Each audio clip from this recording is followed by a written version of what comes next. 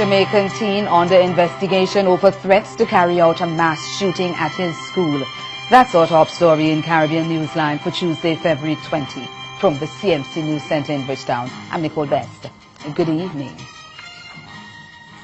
With the tragedy of yet another school shooting in the United States still fresh, police in Jamaica have acted quickly on a threat by a 17-year-old high school student to carry out a similar action at his institution of learning.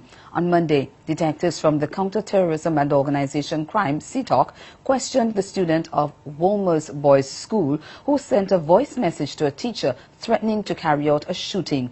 The teen's parents, along with 2 other students, were also questioned, and the Education Ministry says it's assisting police in conducting a psychological assessment of the boy at the center of the investigation. TVJ's Herman Green has more. The 10 minutes and 35-second voice note was circulated on social media Monday morning. In it, a teenager who identifies himself as a student of the Wolmer's Boys School threatened to carry out a mass killing. He lists societal behavior and being ostracized by friends as his motivation. The voice note caught the attention of head of CTOC, Assistant Commissioner of Police Fitz Bailey. We had actually deployed personnel, operational persons to the particular school just in case. A decision was taken and I was dispatched as the head of CTOC.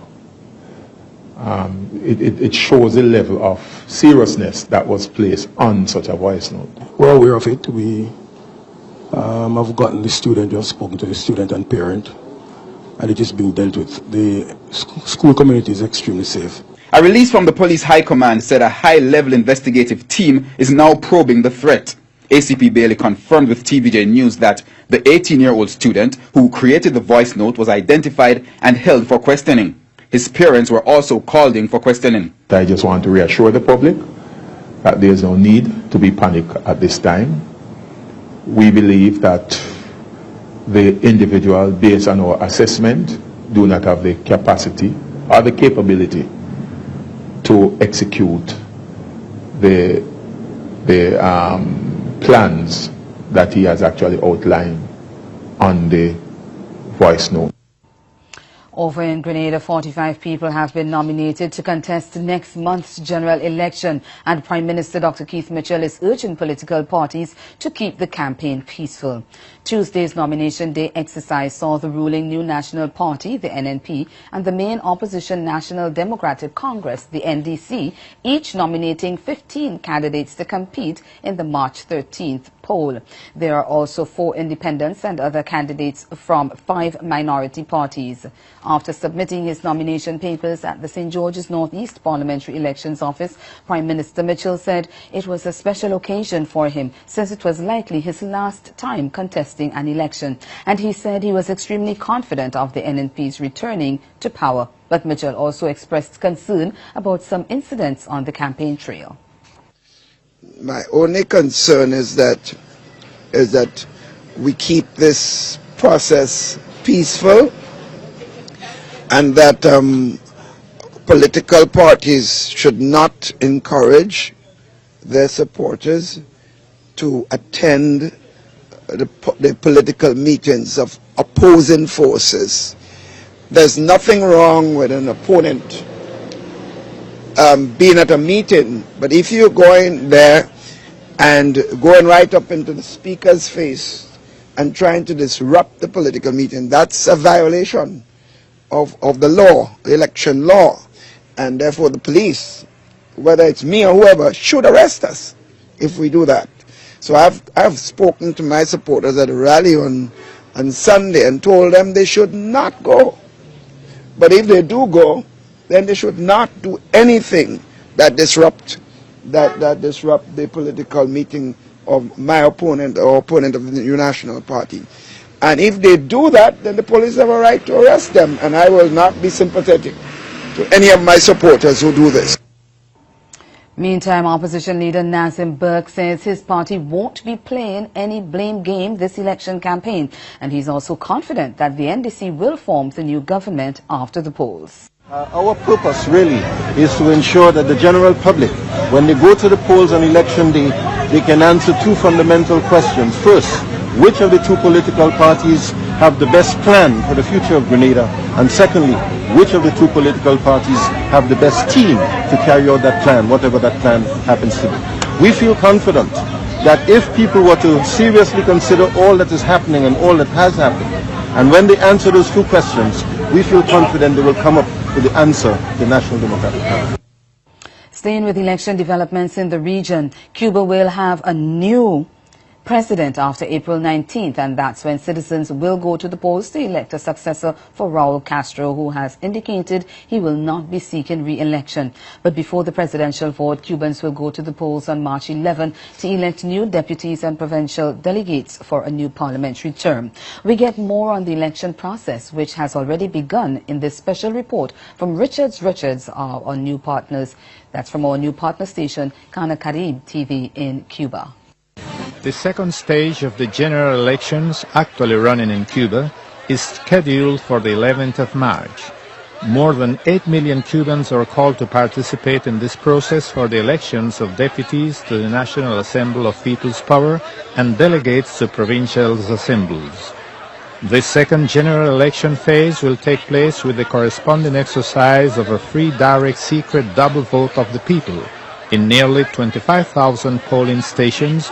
Of these, 141 are special due to the fact that they will be located in hospitals, passenger terminals and other spaces so as to provide a more comfortable and fast accessibility to voters. There will also be 2 ballot boxes at polling stations so the electorate may vote for all, for several or for only one of their preferred candidates included on the ballots. Voters must present their identity cards or armed forces identity documents in order to vote and meet all the requirements outlined in the electoral law.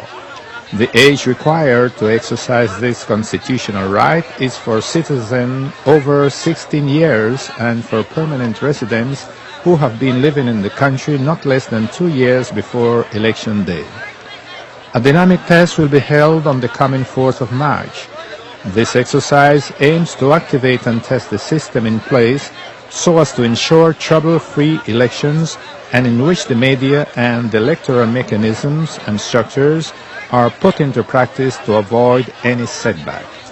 So the coming 11th of March, Cuba will elect deputies to the National Assembly of People's Power and delegates to provincial assemblies, and the next month, precisely the 19th of April, Congressmen will elect a new president for Cuba. And as Antigua and Barbuda prepares for a general election, Barbadian pollster Peter Wickham has been taking a look at issues of concern to citizens and the popularity of the main political parties. We get the details in the ABS News report. Cost of living for 27% of those polled, with unemployment a distant second at 15%. In terms of party support, the Antigua and Barbuda Labour Party held the ascendancy with 36%, while the UPP lagged at 24%. The DNA is left deep in the shadows at 5%. In Caribbean politics, the issue of leadership weighs heavily on the minds of voters, and this is where pollster Peter Wickham believes that the UPP and its leader, Harold Lovell, may find its most difficult struggle. If he had more time, I would have said that the opportunity for him to mend fences with the DNA would be the logical route, because to me that's where he's hemorrhaging support. But suffice to say, there's not enough time for that. I think that door has been closed, and he really just has to look at enhancing his profile and presenting an option to people. I don't believe the idea of going down this road that suggests that the Antigua Labour Party is corrupt is necessarily the best road to go.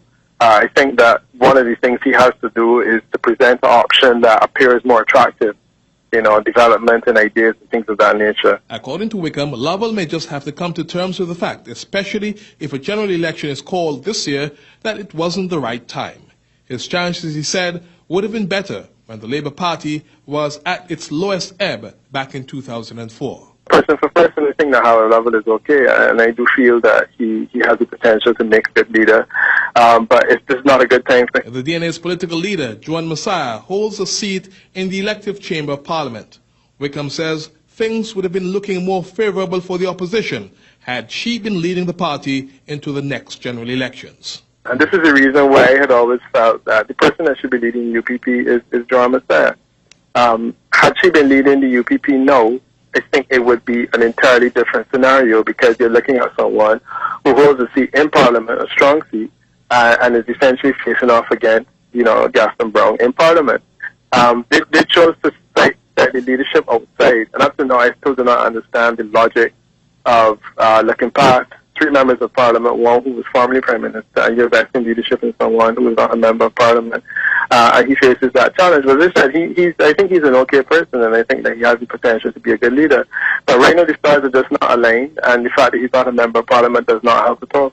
But although the DNA is threatening to take away some of the UPP's support, the third party, according to the Cadres poll, will not do well either. The DNA is not likely to win a seat on its own, but it's definitely damaging the chances of the UPP in the 3. All is not well within the Jamaica Confederation of Trade Unions, the JCTU, following its decision last week to sign a 4-year wage deal with the government. The University and Allied Workers Union, the AUWU, has withdrawn from the Confederation. Representatives of that union walked out of an emergency meeting held on Monday to discuss concerns that the signing of the agreement was premature and not in the best interest of public sector workers.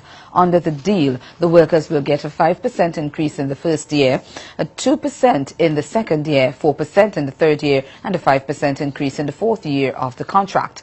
But the University and Allied Workers Union isn't happy about the deal, and other members of the JCTU have also complained that the wage offer is not adequate to cushion workers from the effects of inflation. But JCTU President Helen Davis-White has dismissed claims that the Confederation ignored its members' concerns when it signed the wage agreement with government.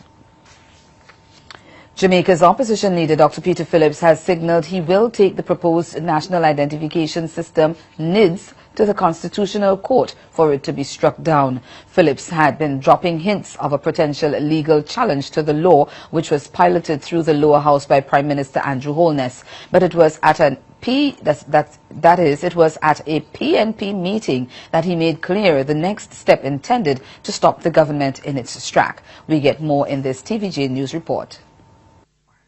The National Identification Registration Act was passed last November with objections from various groups, including the parliamentary opposition. Just last week, the government indicated during the throne speech that it is moving ahead with developing the National Identification and Registration Authority regulations to accompany the act. But for the PNP, the matter is far from over. We plan to go to court over the National Identification Bill because we're not leaving it, sir. With issues like crime still a big talking point for the opposition, Dr. Phillips says he wants to have dialogue with the government. We in the People's National Party are calling for the Vale Royal talks to take place quickly and urgently, and to begin with the discussion of crime and the fixing of the criminal justice system. Because since they're not here, we want to talk with them directly, earnestly. In relation to the appointment of the Chief Justice, Dr. Phillips argues that the Prime Minister still needs to correct his error in appointing Justice Brian Sykes to act in the post. We hear the Cabinet issue a statement. We hear somebody from the press leak it said Friday gone and we have signing.